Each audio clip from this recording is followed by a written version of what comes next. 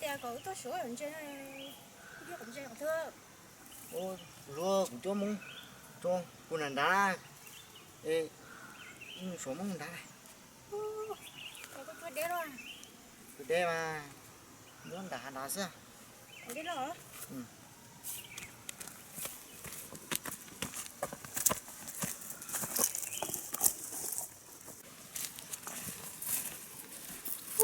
Tụi lu, có tôi chuyến trẻ đứa phải đế lo đứa có chơi thẻ không đây. À, sao lại trên đó, chứ mà, nó đá. Trời sao khổ. À, chú chào cũng tôi cho mông đá sao?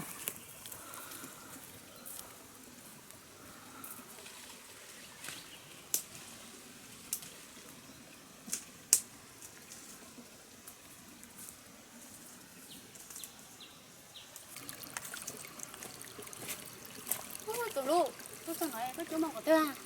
À, tôi sẽ đá bây giờ có, đó nói. Có à? Đó, đó nào.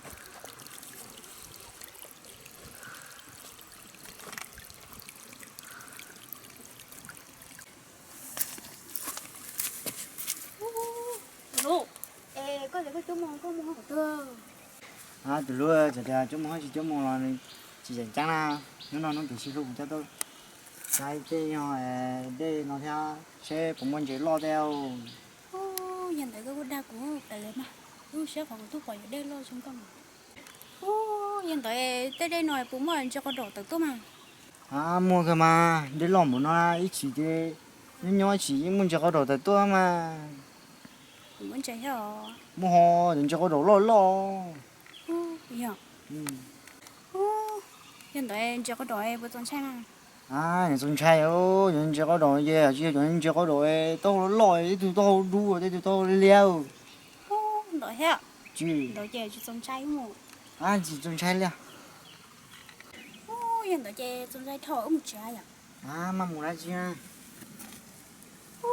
Có thể có chồng tôi. Chúng mong không có chuyện nào quá.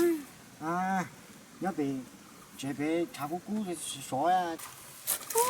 Coi ôi bộ tên này đút tai chơi một số không? À, chỉ thành xóa đi mà. Để chơi một trẻ.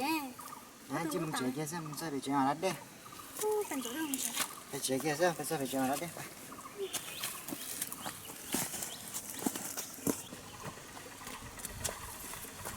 Làm loại bạn trẻ chơi đây. À, phải chế à? Ôi ơi, bạn trẻ cháu, tôi chưa mua à. À, này có bên chỗ con mà. Thì có chỗ có to quá. Mình nó có. Chút chua.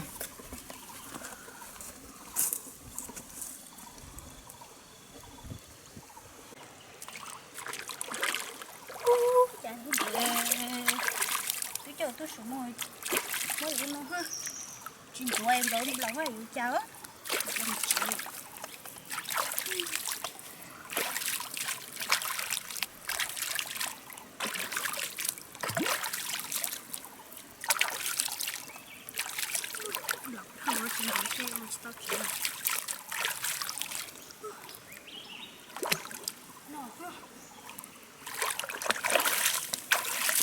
Tao.